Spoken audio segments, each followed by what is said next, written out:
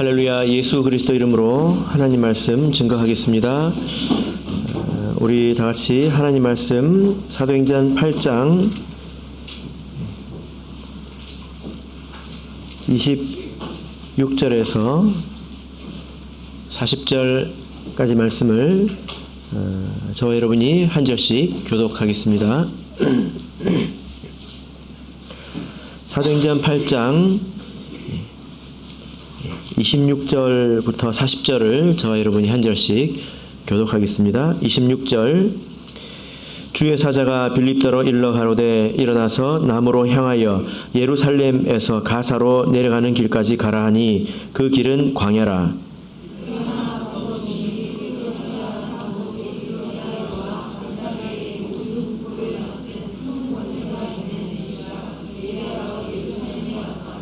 돌아가는데 병거를 타고 선지자 이사야의 글을 읽더라.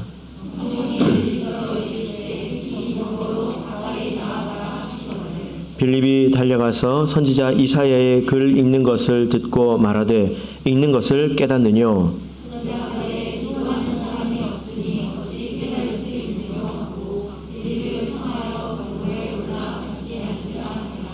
읽는 성경 귀절은 이것이니 일렀으되 저가 사지로 가는 양과 같이 끌려었고 털 깎는 자 앞에 있는 어린 양의 잠잠함과 같이 그 입을 열지 아니하였도다.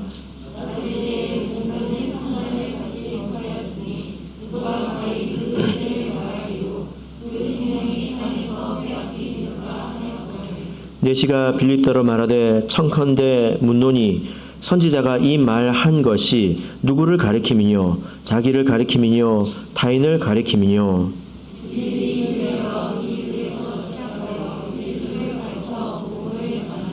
길 가다가 물 있는 곳에 이르러 내시가 말하되 보라 물이 있으니 내가 세례를 받음에 무슨 거리낌이 있느뇨?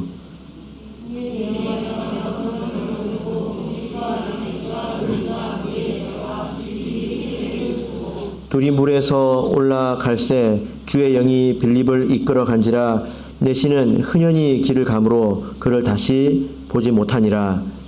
빌립은 아소도에 나타나 여러 성을 지나다니며 복음을 전하고 가이사랴에 이르니라. 아멘. 네, 오늘 이 시간은 이렇게 전도의 삶을 삽시다 라는 제목으로 하나님 말씀을 같이 상고하고 또 은혜 나누는 시간 되길 바랍니다. 전도는 우리 모든 성도의 사명입니다. 이것은 우리가 누차 들어왔던 그런 말씀이죠. 우리가 성경을 보면 이렇게 말씀이 있는 것을 볼 수 있습니다. 그리고 성경을 따라서 상식적으로 우리가 생각을 해보더라도 전도하는 것이 마땅히 그 인간된 도리이지 않겠습니까? 만약에 내가 내 옆에 있는 사람에게 전하지 않는다면 그가 심판대 앞에서 나를 원망하지 않을까요? 그러니까 하나님의 명령으로 보나 또 우리 인간된 도리로 보나 무엇으로 보나 전도는 우리가 꼭 해야 되는 일입니다. 그런데 이것이 당연한 것만큼 또 하기는 쉽지 않습니다. 반드시 해야 되는 일인데 잘하지 못하니까 우리 마음이 불편하죠. 그러면 우리는 우리 스스로를 편하게 하는 방법으로 생각을 하게 됩니다. 생각이 많아진다는 거죠. 핑계거리를 찾게 되어 있습니다. 전도를 하려고 했더니 전도할 사람이 없대요. 예. 그리고 전도 해봤는데 안 된대요. 그리고 교회가 준비가 안 됐다고 합니다. 교회가 사랑이 없다느니 혹은 교회가 너무 누추하다느니 이제 그런 핑계가 있지요. 또 하나의 생각은 뭐냐면은 우리에게 뭔가 우리 교회에 뭔가 문제가 있는 것은 아닌가. 성경을 보면 이 교회가 폭발적으로 복음을 전하고 성장하고 부흥되는 것을 볼 수 있는데 또 우리 이야기를 들어보면 참예수교회 초창기에도 이렇게 복음이 잘 전해졌는데 지금 이렇게 복음이 전도가 잘 안 되는 것을 보면 좀 우리에게 뭔가 문제가 있는 건 아닌가? 이런 생각을 하게 됩니다. 이런 식으로 저런 식으로 생각이 참 많아진다라는 거죠. 그러나 사실 이런 생각들은 우리가 하나님 말씀을 바르게 이해하지 못해서 생기는 오해입니다. 오늘 본문을 보면 우리가 전도에 대해서 배울 수 있는데요. 빌립이 에디오피아 내시를 전도한 이야기입니다. 예수님께서 말씀하실 때에 너희가 성령을 받으면 예루살렘과 유대와 사마리아와 땅끝까지 이르러 복음을 증인이 될 것이다. 이렇게 말씀을 하시지 않았습니까? 그래서 사도행전도 이렇게 딱딱 나눠져 있습니다. 그래서 1장부터 7장까지는 예루살렘의 복음이 전해진 이야기이죠. 그리고 8장은 유대와 사마리아입니다. 그래서 8장 1절을 다시 보시면 8장 1절 중반부를 보시면 큰 핍박이 나서 사도 외에는 다 유대와 사마리아 모든 땅으로 흩어지니라. 그래서 예수님의 말씀대로 이제 복음이 예루살렘을 넘어서 유대와 사마리아로 전해지게 되었습니다. 9장부터는 이방인의 전도에 관한 내용이죠. 이제 다음 시간에 살펴보게 될 텐데 9장은 바로 바울 사도가 하나님의 부르심을 받는 그런 내용입니다. 바울은 이방인의 사도이지 않습니까? 그래서 9장부터는 이방인 전도를 위해서 준비되고 또 실행되는 그런 내용입니다.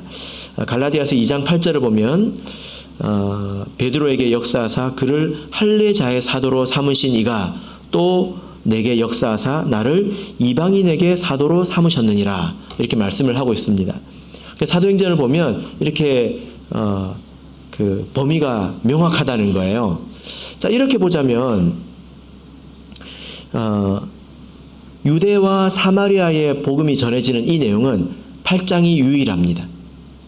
예수님께서 예루살렘과 유대와 사마리아라고 할 때 유대와 사마리아의 복음이 전해진 내용은 이 8장이 전부라는 것입니다.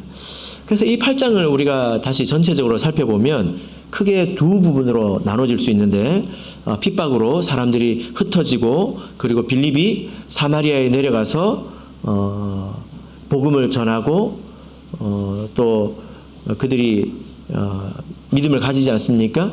그리고 예루살렘에서 사도들이 와서 안수할 때 성령을 받는 그 내용이 첫 번째 내용이고요. 또 하나의 내용은 오늘 말씀처럼 빌립이 에디오피아 내시를 전도한 이 이야기입니다. 이 이야기는 왜 있는 것일까요? 이 에디오피아의 내시를 전도한 이야기는 왜 성경에 있는 것일까요? 좋은 일이니까 있는 것일까요? 꼭 그렇지만은 않겠죠. 만약에 우리가 이 말씀 가운데서 25절까지만 이렇게 본다면 자칫 잘못하면 우리가 이 복음 전파하는 것, 전도하는 것에 대해서 좀 왜곡된 생각을 가질 수 있습니다. 이런 것이 복음 전파구나 이렇게 오해할 수 있다는 것입니다. 왜냐하면 이 사마리아에서는 이적이 굉장히 많이 있었지 않습니까? 그리고 폭발적으로 그렇게 사람들이 회심하지 않았습니까? 만약에 이렇게 성과가 있다면 뭘 해도 할 맛이 날 것이고 또 보람이 있을 것입니다. 그러면서 보면 에디오피아 내시를 전도한 이 이야기는 아주 다릅니다. 차이점이 많죠.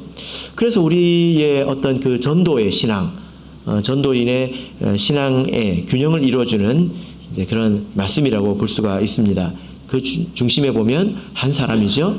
한 사람 빌립이 사마리아에서도 전했고 또 광야에서도 복음을 전한 것입니다. 그래서 이 빌립이라는 사람은 이렇게 할 줄도 알고 저렇게 할 줄도 아는 그런 사람이었다라는 거죠. 그래서 오늘 우리가 이 빌립을 좀 배웠으면 합니다. 빌립은 어떤 사람이죠? 빌립은 어떤 사람입니까? 빌립이라는 이름에도 뜻이 있습니다. 그 뜻이 뭐냐면 말을 사랑한다 이런 뜻입니다. 말. 한국어로 이렇게 이름을 옮기자면 이름에 마자가 들어갑니다. 말의 친구, 말을 사랑한다. 아마도 이제 그 이름을 잘 지은 것 같습니다. 왜냐하면 오늘 이 본문을 보면 이 빌립이 말처럼 아주 활발하게 움직이는 것을 볼 수가 있습니다. 빌립은 언제 등장을 하죠? 어디서 등장을 합니까? 사도행전 6장에서 등장을 하죠. 여기 나타나 있는 그 빌립은 사도 빌립이 아닙니다. 자, 6장을 보시면 기억나십니까? 식탁 봉사를 위해서 7명의 일꾼이 세움을 받잖아요. 그죠? 그 중에 한 명이 바로 이 빌립입니다. 사람들을 구제하는 그런 행정적인 일을 위해서 세움을 받은 사람이었다라는 거죠. 이것이 우리가 좀 생각해 볼 부분입니다.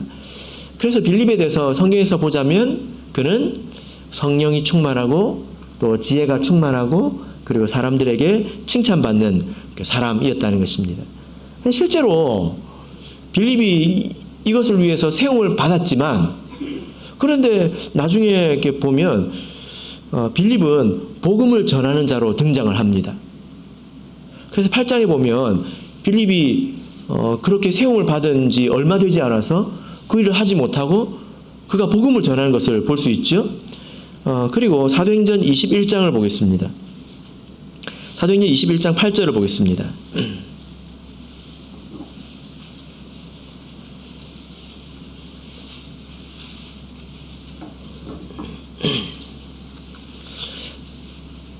사도행전 21장 8절. 자, 우리 같이 읽겠습니다. 시작. 이튿날 떠나 가이사랴에 이르러 7 집사 중 하나인 전도자 빌립의 집에 들어가서 유하니라. 자, 여러분 여기 보니까 7 집사 중 하나인 전도자 빌립이라고 하고 있죠. 원문을 보면 집사라는 단어는 없습니다. 7 중에 하나인 전도자 빌립이라고 말하고 있습니다. 그래서 성경에 있는 것으로만 보자면 이 빌립은 교회 역사 최초로 전도자라고 불린 사람입니다. 전도하는 사람이라고 불렸던 그런 사람이었다는 거죠.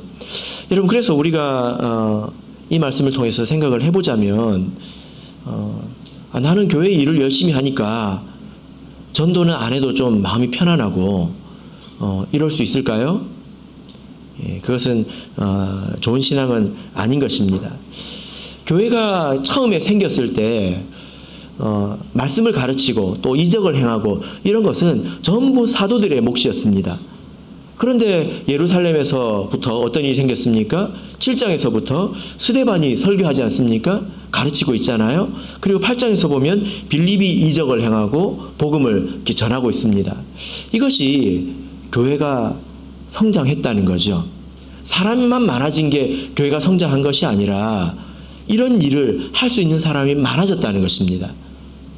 이런 영적인 능력과 지혜를 가진 사람들이 많아졌다는 거예요. 이것이야말로 교회가 참으로 성장한 것입니다. 하나님께서는 우리가 이렇게 되기를 이렇게 원하시죠. 8장 오늘 본문 가운데서 이 빌립이 복음을 이렇게 전하는데 이 26절부터 40절까지 가운데서 이 전도에 관해서 가장 핵심적인 표현은 성령께서 빌립을 인도했다는 것입니다. 그것이 아주 강조되어서 표현이 되어 있죠. 26절을 보실까요? 26절을 우리 다시 한번 읽어보겠습니다. 시작. 주의 사자가 빌립더러 일러 가로되 일어나서 남으로 향하여 예루살렘에서 가사로 내려가는 길까지 가라 하니 그 길은 광야라. 주의 사자, 이게 사자는 천사입니다. 천사가 나타나서 빌립에게 뭐 어떻게 했다고 말하고 있습니까? 일러 가로되 말했다는 것입니다. 가사로 내려가는 길, 그 광야에 있는 길로 가라. 자, 29절을 보실까요? 29절 읽겠습니다. 시작. 성령이 빌립더러 이르시되 이 병거로 가까이 나가라 하시거늘. 이제 성령께서 나가라고 이렇게 하셨죠. 그죠? 그리고 39절을 보겠습니다. 이렇게 해서 내실에게 복음을 전하고 세례 준 것을 마치고 있었던 일입니다. 39절을 읽겠습니다. 시작. 둘이 물에서 올라갈새 주의 영이 빌립을 이끌어 간지라 내시는 흐연히 길을 가므로 그를 다시 보지 못하니라. 겨우 세례를 줬습니다. 이 사람이 성령을 받았는지 어떤 신앙생활에 적절한 권면을 받았는지 모르겠습니다. 근데 주의 영이 빌립을 이끌어갔다라고 말하고 있는데 이끌어갔다라는 말을 이렇게 원문으로 보면 빼앗아가다, 아주 급하게 탈취해가는 것, 그런 표현입니다. 그러니까 빌립이 아주 여유 있게 간 것이 아니라 도둑이 오면 물건을 뺏어가지 않습니까? 그렇게 가버렸다는 거예요.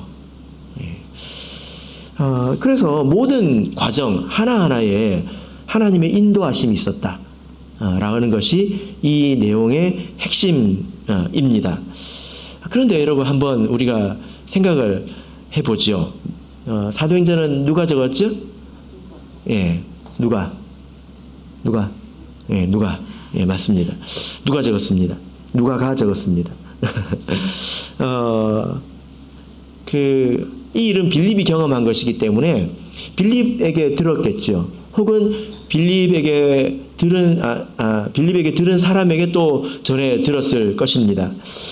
그런데 우리가 한번 생각을 해보자면, 여러분, 주의 천사가 빌립에게 어떻게 말을 했을까요? 또 성령이 어떻게 빌립에게 말을 했을까요?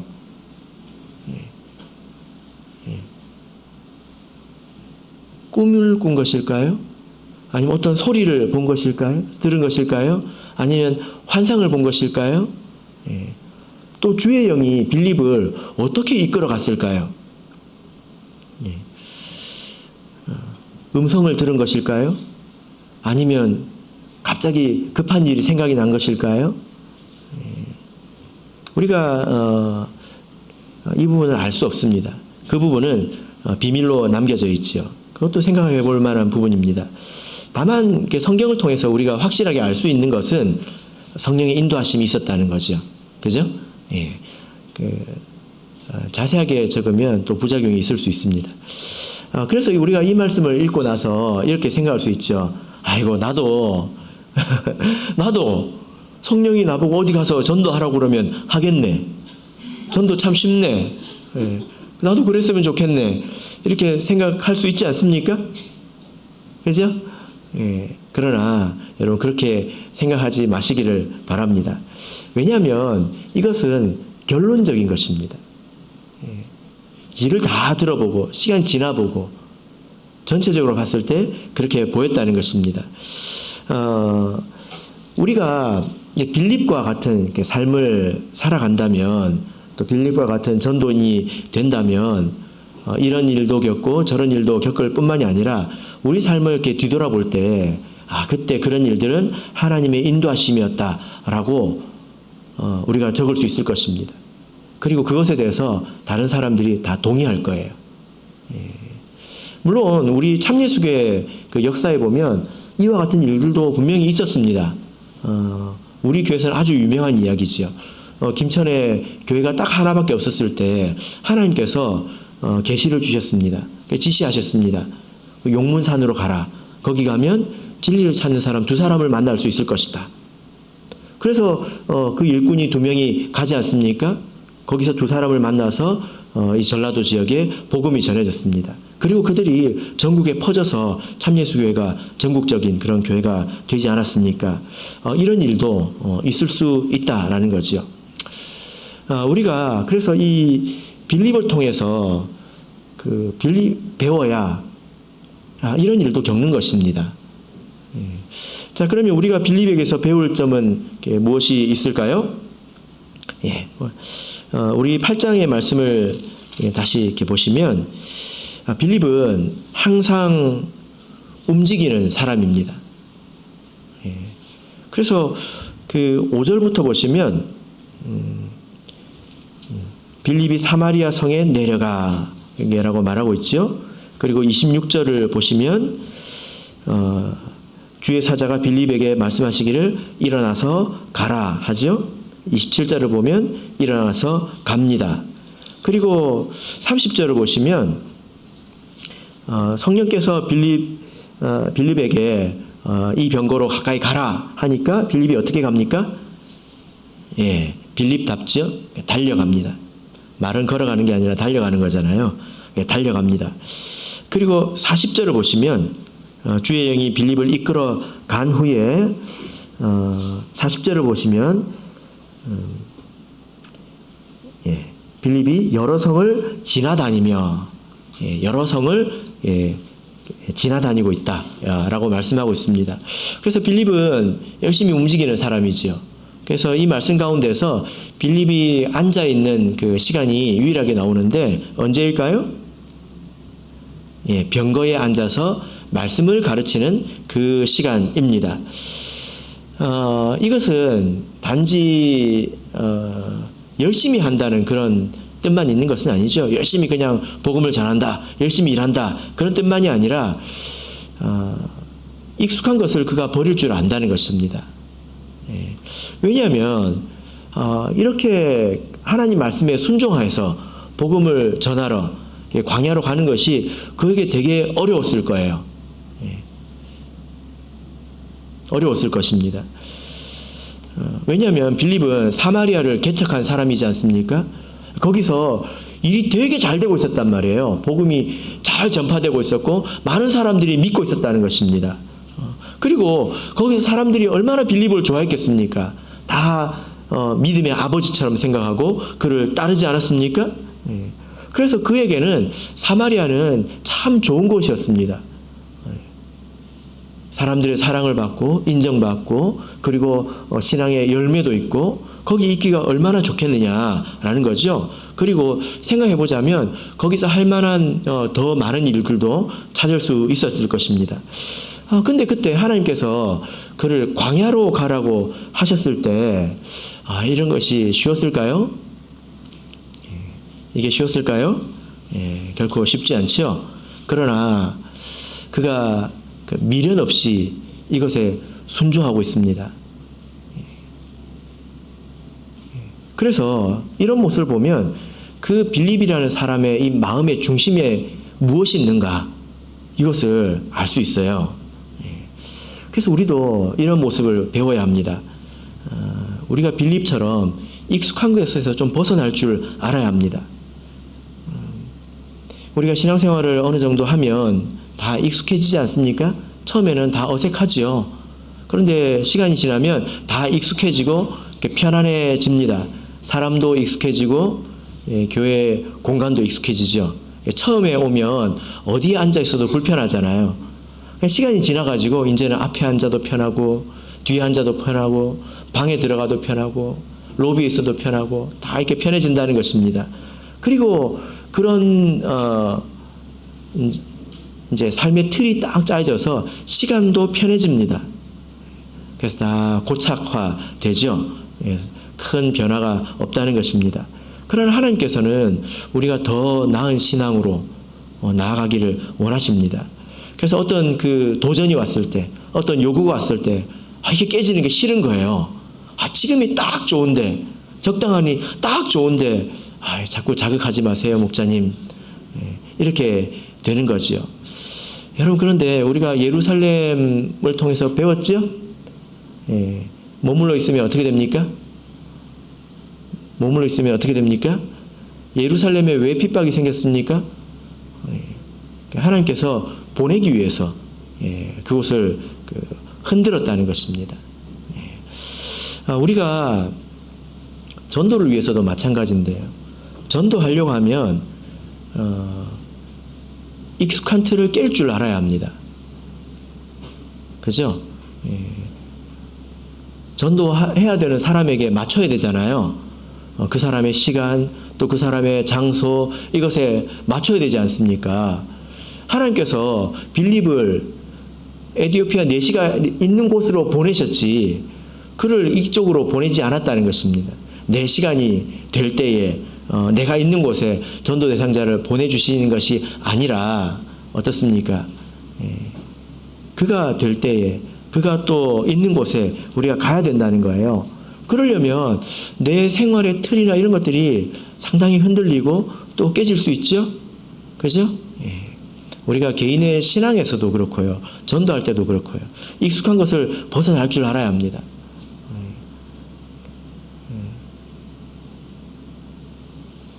어떤 그 장로님이 계신데 이분이 잠이 많으십니다. 근데 이분이 전도하실 때는 어떻게 하시냐면 퇴근하시고 나서 전도를 하시는데 7시부터 밤 10시, 11시까지 가정 방문을 하십니다. 그렇게 전도 생활을 하십니다. 근데 어떻게 하냐면 좀 그 얼굴이 좀 두꺼운 분 있잖아요. 그런 분하고 같이 가요. 왜냐하면 자기가 부끄러움이 많으니까. 예, 같이 갑니다. 그렇게 해서 그렇게 생활을 하십니다. 예, 그러면 얼마나 피곤하겠습니까? 그런 어떤 익숙한 것, 자기의 틀을 깨고 그런 노력이 없이는 전도하기가 힘들다는 거예요. 예. 빌립이 사마리아를 떠나서 이 광야로 간 것을 통해서 우리가 배워야 될 점이 이것이죠. 두 번째는 그는 그 차이를 극복할 수 있는 사람이었다는 것입니다. 이게 무슨 말일까요? 빌립이 처음에 사마리아에서 복음을 전했죠. 그죠? 예. 근데 두 번째는 어디에서 복음을 전했습니까? 예. 광야에서 복음을 전했습니다. 이것은 굉장히 큰 차이입니다. 다릅니다. 우리는 남 탓하기를 참 쉽게 생각합니다. 이게 가장 마음이 편해지는 길이죠. 예를 들어 이제 뭐 목자 같은 경우에 한번 생각해 보십시오. 처음 부임하면 전에 있던 교회와 비교가 되잖아요. 전에 있던 교회는 이런 사람이 이렇게 했는데 이 교회는 이러네 하고 마음을 먹고 있으면 일을 안 해도 마음이 편하죠. 예. 남 탓하는 것이 가장 마음이 편해지는 것입니다. 이것은 우리 성도님들도 마찬가지일 거예요. 전에 계시던 목자님은 이랬는데 이번에는 이러네. 안 해야지. 이럴 수 있잖아요. 그죠? 빌립을 한번 생각해 보십시오. 지금 빌립이 그동안에 어디 있었죠? 예, 사마리아에 있었습니다. 이건 도시입니다. 지금은 어디입니까? 예, 광야 길입니다. 광야 길. 예, 환경이 얼마나 다릅니까? 서울에서 저기 수문으로 간 것과 같은 그런 상황이지요. 그리고 사마리아에서는 다수를 상대로 일을 했습니다. 많은 사람들을 상대로 복음을 이렇게 전했죠. 사막에서는 얼마를 만났습니까? 몇 명을 만났습니까? 한 사람이죠. 이게 영향을 많이 미칩니다. 여러분 우리 자매님들께서도 밥을 할 때 10명이 먹는 것하고 1명이 먹는 것하고 다르죠. 준비하는 것이. 그죠? 예. 또 이렇게 사마리아에서는 이 사람들이 예언서를 안 읽습니다. 사마리아 사람들은 모세오경만 읽습니다. 그런데 에디오피아 내시는 유대교에 입교한 사람이지 않습니까? 이 사람은 뭘 읽고 있습니까?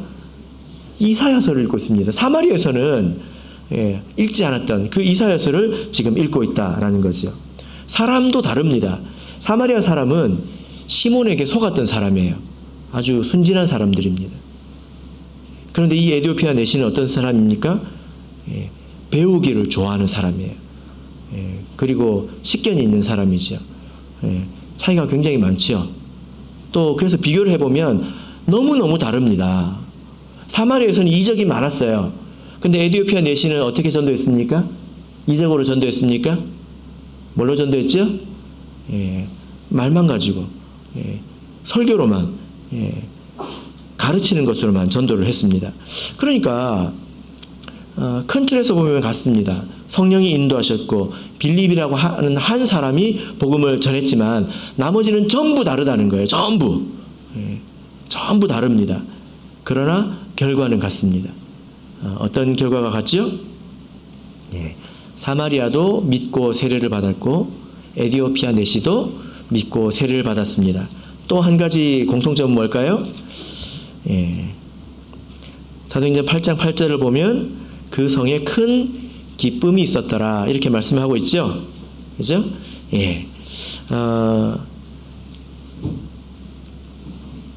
39절을 보시면 내시는 흔연히 길을 가므로 할 때 이 흔연히 이게 무슨 뜻일까요?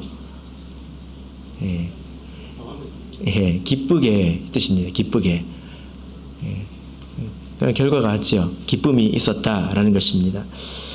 여러분 우리가 그 핑계 대기가 얼마나 좋습니까? 전도된 사람은 내가 볼 때 그래 보인다는 거예요. 나는 전도 잘하는 사람하고 나는 다르다는 거예요. 저 사람은 성격도 활발하고 말도 잘하고 나는 내성적이고 말도 못하고 이게 다르다는 거예요. 그리고 또 뭐라고 말합니까? 내가 전도하는 사람은 말도 잘 안 듣고, 저 사람이 전도하는 사람은 착하고 좀 순순히 말도 잘 듣고, 이렇게 다르다는 것입니다. 그죠? 내 상황은 다르다는 거예요. 그러니까 하나님께서 우리를 부르신 것입니다. 아무리 내가 달라도, 내가 저 사람과 달라도, 또 내가 전도하려고 하는 저 사람이 그 사람과 달라도 하나님의 명령은 동일합니다. 그래서 거기에는 여러 가지 차이가 있죠. 내가 만나는 사람마다 차이가 있고, 내가 가는 곳마다 다르고, 그리고 시시때때로 또 변하지 않습니까? 여러 가지 차이가 있습니다. 거기를 우리가 잘 메워야죠. 우리 믿음으로, 우리의 지혜로 그것을 잘 메워야 되는 것입니다. 바울 사도도 거기 아주 능한 사람이었는데요. 자, 고린도전서 9장을 보겠습니다. 고린도전서 9장 보겠습니다. 고린도전서 9장 20절에서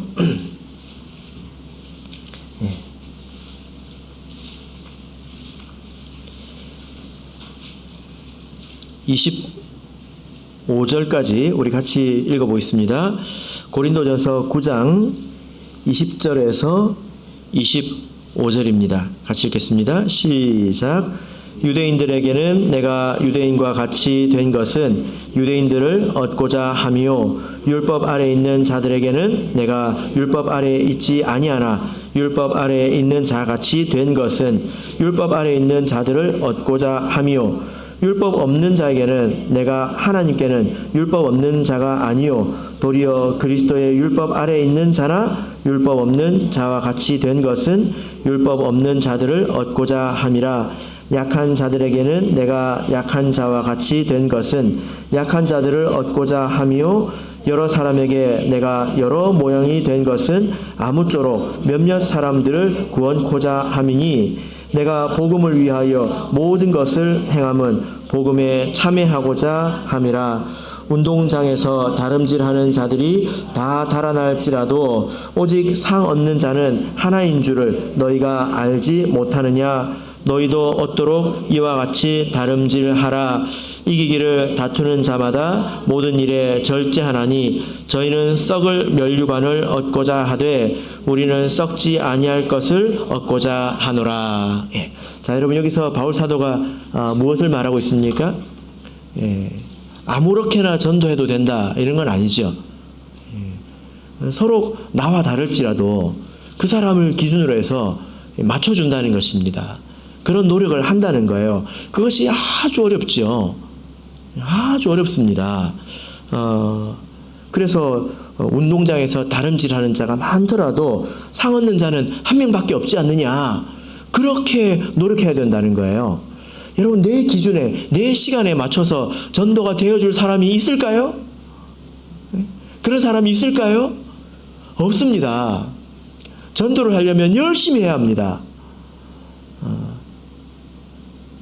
우리가 달리기를 해보면, 학교에서 100m 달리기 해보셨죠? 어렸을 때. 그렇게 100m 달리기 해보면 옆에 뭐가 있는지 보입니까? 안 보입니까? 뭐가 지나가는지 보입니까? 전혀 신경 쓸 틈이 없지 않습니까? 달리는 것만 해도 충분히 힘들죠. 그죠? 그런 것처럼 전력 질주해야 된다는 거예요. 그런데 열심히 그렇게 달려야 되는데, 조깅하듯이 이렇게 구경도 하고 꽃도 많이 폈네 이렇게 조깅하듯이 달려가서는 이렇게 할 수 없다는 것입니다. 이게 아주 수고로운 것입니다. 여러 가지 다른 점, 차이, 이런 것들을 다 극복하기를 하나님은 기다리신다는 거예요. 어떤 그 목자님이 그 전도 대상자가 있다는 소식을 듣고 갔습니다. 식사를 하는데 메뉴가 뭐였냐면 오딱이 나왔어요. 저는 아닙니다. 오딱이 나왔습니다. 여러분이라면 먹겠습니까? 어떻게 하시겠습니까? 어떻게 하시겠습니까? 아주 극단적인 예인데요. 우리 성도님들께서 전도 모임이나 이런 데서도 혹시 취향을 찾고 계십니까? 그러면 안 되죠. 예, 그러면 안 됩니다. 무조건 맞춰줘야 합니다. 예, 그렇게 해서 내가 한 영혼을 얻도록 열심히 자기를 이렇게 비워야 된다는 거죠. 그래서 이 빌립은 자기가 사마리아에 있었던 것과는 너무도 달라도 너무 다른 곳에 갔지만 그것을 다 견딜 수 있는 사람이었고, 그 가운데서도 하나님의 인도하심에 귀를 기울이고 그것을 따라서 열매를 맺을 수 있는 그런 사람이었다는 것입니다. 이게 정말 어려워요. 이게 정말 어렵습니다. 그래서 우리 성도님들께서도 지금 내가 익숙한 곳에서 아무도 뭐라고 하지 않아도 내 양심에 있는 그런 책망, 이것을 벗어날 수는 없잖아요. 죽기 전에 한 명은 전도해야지. 그렇게 천국 갈 거냐. 여기 밑에 찬송가도 걸려 있습니다.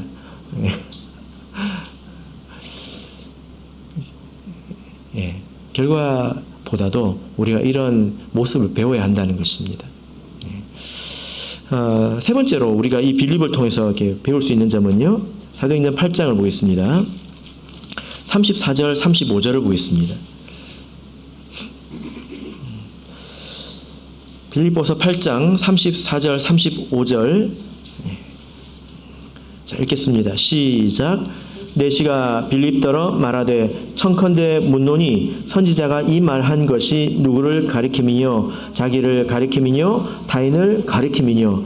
빌립이 입을 열어 이 글에서 시작하여 예수를 가르쳐 복음을 전파하니. 우리가 빌립에게 배워야 될 점이 뭘까요? 그는 성경을 잘 아는 사람이었다는 것입니다. 또 복음을 잘 아는 사람이었다는 거예요. 이 사람은 단지 7명의 일꾼 중에 한 명입니다. 일만 잘하면 됩니까? 근데 우리가 믿음 안에서 이런 질문을 다시 할 수 있어야 합니다. 여러분, 성경을 모르고 일을 잘할 수 있을까요? 그렇지 않습니다. 실수가 많고요. 도리어 갈등이 많이 생깁니다. 그래서 이 7명의 일꾼을 뽑았는데, 식탁 봉사를 위해서, 구제를 위해서 일꾼을 뽑았는데, 그 사람이 7장에서는 그 사람이 설교를 하고 있습니다. 그 유대인들을 대상으로, 대단한 그런 사람들 대상으로 그 사람들이 말을 못하도록 설교를 하고 있고요. 8장에서는 이 빌립이 한 국가의 고위 관리를 대상으로 이렇게 가르치고 있습니다. 이런 사람들은 식견이 있는 사람이고 합리적인 사람이지요. 그런 사람에게 복음을 전할 수 있었다라는 거죠. 여러분, 우리가 이렇게 기회를 붙잡으려면 말씀을 잘 알아야 합니다. 그래서 나는 말씀을 잘 모르겠고 그냥 나는 열심히 일을 하겠다. 이것은 마치 이 몸과 영혼을 떼려고 하는 것과 같은 것입니다. 이건 뗄 수가 없는 거예요. 말씀을 잘 아는 사람이 말씀의 정신을 잘 살려서 교회도 섬기는 것입니다. 나눌 수가 없는 것입니다. 그래서 우리가 말씀을 잘 배워야 됩니다. 그래서 우리가 매일매일 성경을 읽어야 되겠죠. 그러니까 올해 매일 성경, 매일 기도, 이제 이런 포맷으로 처음 이렇게 시작을 했는데요. 한 30여 분 정도 완주 하신 것으로 이제 조사가 되었습니다. 그런데 사실 이것보다 2배는 많아야 돼요. 우리 부산교회 비슷한 교회는 거의 2배 가까이 많습니다. 정말로 그렇습니다. 그러니까 더 열심히 해야 되겠죠. 그죠? 예. 그런 것을 수년째 그렇게 하고 있습니다. 그 힘이 얼마나 크겠습니까? 2배 사람이 매일 성경을 읽고 매일 기도를 한다면 어떻게 되겠습니까? 그리고 또한 우리가 노력해야 되는 것이 우리가 저녁 예배에 나오도록 힘써야 합니다. 나만 나오는 것이 아니라 옆 사람에게 계속 권면해야 합니다. 화요일 저녁 예배는 60명, 그리고 우리 교회 출석 신도로 보자면 적어도 60명에서 70명, 그리고 금요일 예배는 80명, 90명, 그리고 안식일은 100명, 110명 이렇게 되어야 합니다. 출석 신도로 보면 이제 그렇다는 거예요. 그렇게 와서 말씀을 들어야 합니다. 그래야 힘이 생기죠. 그죠? 그래야 내가 말씀을 전할 수 있습니다. 그리고 지금 최근에 온라인 단기 신학이 끝났습니다. 이 온라인 단기 신학이 뭐냐면은 그 단기 신학을 2주간 하거든요. 그러면 이것을 지금은 다 녹화를 합니다. 다 녹화를 해가지고 온라인에 그 어떤 플랫폼이 있는데 그 꼭 저기 학원 수강하는 것처럼 이제 우리는 그 관리하는 사람은 영상만 올리면 됩니다. 그럼 가서 이제 수강을 해가지고 이제 차근차근 하면 진도표가 딱 나오는 거예요. 전국에 한 수십 명이 온라인 단기 신학을 마쳤습니다. 그래서 최근에 이제 그 숙제하고 시험까지 다 마쳤습니다. 그래서 제가 그 명단을 봤는데 제가 깜짝 놀랐습니다. 왜 놀랐냐면 제가 아는 분이거든요. 이렇게 바쁜 분이 어떻게 이걸 했을까? 어떻게 이걸 했을까? 그런 분들이 전국에 수십 명 있습니다. 내년에는 3월부터 7월까지 이제 할 계획인데요. 이렇게 매일매일 꾸준히 그리고 때때로 그리고 기회가 있을 때마다 말씀을 꼭 붙잡는 사람들이 전도의 기회도 붙잡게 되죠. 어떤 사람들이 나 도와주시오 하는데도 내가 할 말이 없고 그럼 어떻게 그 사람을 구원하겠습니까? 할 말이 있어야죠. 심지어 오늘 이렇게 본문을 보면 여러분 에티오피아 내시도 그 흔들리는 병거 위에서 뭐 읽고 있습니까? 성경 보고 있잖아요. 실제로 세상에 보면 이런 분들이 많습니다. 우리는 참교회지만 성경을 항상 가까이 하고 열심히 읽고 사모하는 사람들이 얼마나 많은지 모릅니다. 그런데 빌립이 이 에티오피아 내시에게 그 전했을 때 이 에티오피아 내시가 이미 많은 것을 알고 있었겠지요. 그래서 그 빌립의 말이 다 이해가 된 것입니다. 마치 흩어져 있던 그런 이제 그 구슬들이 꿰어지는 것처럼 꿰어졌겠지요. 지식이 없으면 그런 것도 잘 안 되지 않습니까? 그래서 이 에티오피아 내시가 그 결단을 할 수 있었던 것 아니겠습니까? 그런 사람들 앞에서 우리가 말문이 막히면 그런 사람들을 우리가 어떻게 전도할 수 있겠습니까? 듣든지 아니 듣든지 우리가 그 상황에 맞는 말은 할 수가 있어야 된다는 것입니다. 그냥 내가 이 자리에 와가지고 하나님 말씀을 항상 듣는 데만 익숙해서 나만 알고 끝나는 것이 아니라 내가 말할 수 있어야 합니다. 구원의 참 진리를 전할 수 있어야 되고 세상의 불신자들, 허무함이나 공허함에 시달리는 그런 사람들, 그런 사람들에게도 행복의 복음을 전할 수 있어야 합니다. 준비가 되어 있어야죠. 우리가 노력하지 않고 이렇게 되겠습니까? 그래서 목자님들이 와서 이야기를 해주는데 어떤 분들은 이게 제가 이렇게 보니까 열심히 해도 단기 신학 하는 게 힘들더라고요. 보니까 제가 이렇게 지켜보니까 힘들더라고요. 직장 다니면서 또 집에서도 일을 하면서 그걸 어떻게 했는지 모르겠습니다. 근데 하다 밀리니까 나중에는 월차를 내가지고 하루 휴가를 내서 열심히 듣고 그런 분들도 계시더라고요. 그렇게 노력을 해야 이런 데 갑니다. 그래서 내가 말씀을 나는 잘 모르겠지만 나는 교회에서 시키는 일 열심히 할래. 그러지 마시고 말씀을 잘 이해해서 말씀의 정신을 내가 일하는 곳에서 구현하려고 해야 되고 그리고 그 지식이 있어야 어디 가서도 내가 필요한 말씀을 전할 수 있다는 것입니다. 이런 노력이 우리에게 있을 때에 우리가 전도의 열매를 맺을 수 있죠.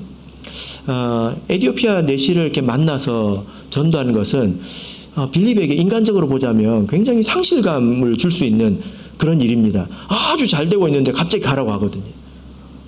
여러분 한번 생각해 보세요. 제가 부산에서 막 이제 목회를 하는데 기적이 일어나고 사람들이 계속 막 몰려오는데 갑자기 저를 보고 총회에서 저기 수문으로 가라고 그러면 어떻겠습니까? 상실감이 생길 수 있는 그런 상황이지만 시간이 지나고 보니까 그게 간증이 되고 역사가 되어서 성경이 되지 않았습니까? 참 신기한 것은 어떻게 그를 딱 길에서 만나냐는 거예요. 길에서. 사람들이 움직이는 곳이지 않습니까? 그리고 그가 하필이면 이사야서 가운데 그 긴 말씀 가운데서도 고난받는 종에 관한 말씀을 읽고 있었습니다. 더 신기한 게 뭔지 아십니까?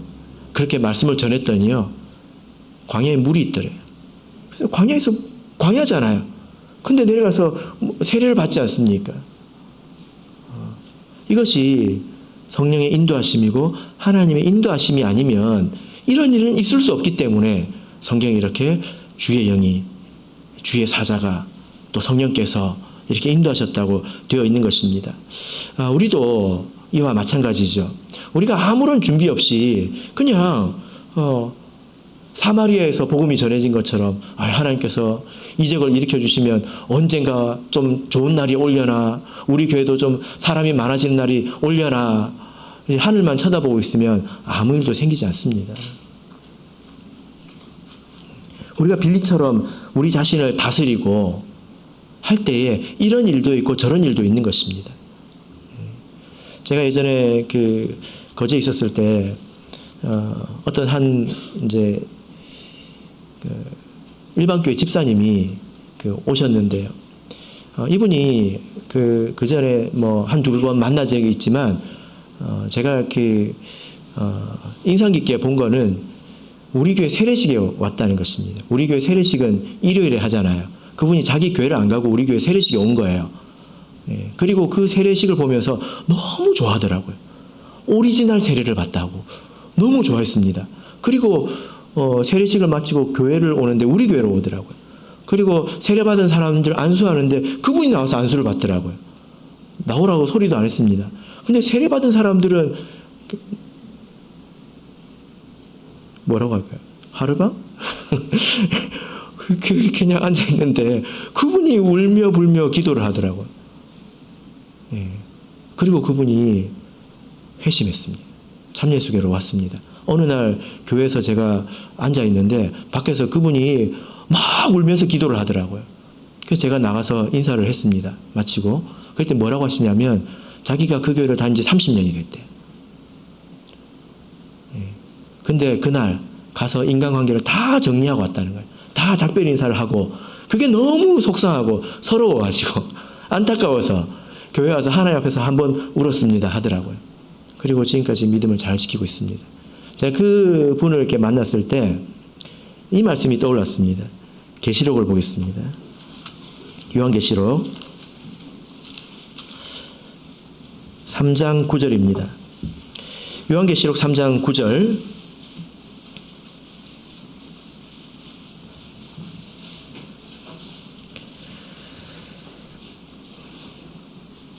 8절 9절 읽겠습니다. 8절 9절 읽겠습니다. 시작. 볼지어다 내가 내 앞에 열린 문을 두었으니 능히 닫을 사람이 없으리라.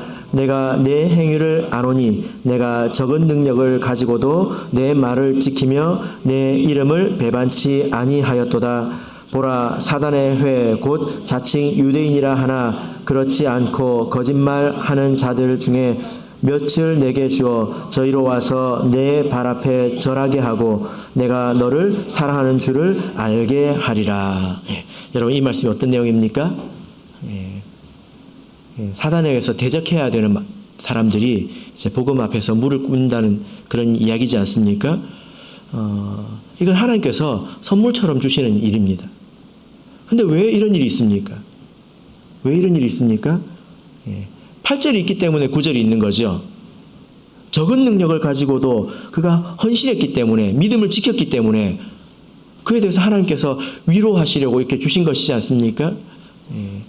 거제교회에서 그 형제님이 전도되기 전에 아무 일이 없었던 게 아닙니다.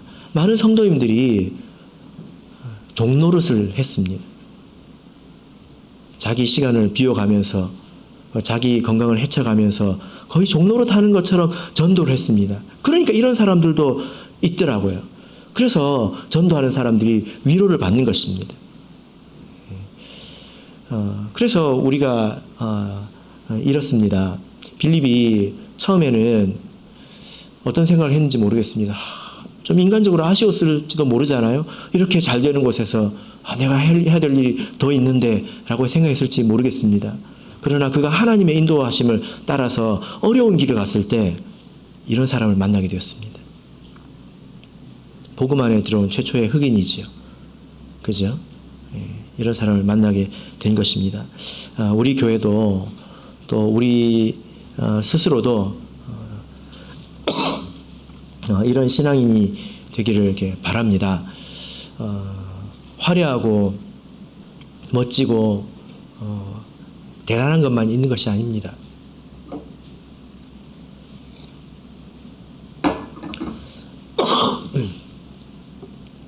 빌립처럼 자기를 비우고 좋은 것으로 자기를 채울 때에 하나님이 그를 반드시 인도하십니다. 반드시 인도하십니다. 그래서 우리가 이런 삶을 살았을 때에 많은 시간이 지나고 우리 삶을 뒤돌아보면 하나님께서 내 길을 인도하셨구나 이렇게 말할 수 있지 않겠습니까? 바로 그는 저와 여러분이 이렇게 전도인의 삶을 살아가시기를 예수 그리스도 이름으로 축복합니다. 네, 우리 다 같이 찬송가 268장 찬양하겠습니다.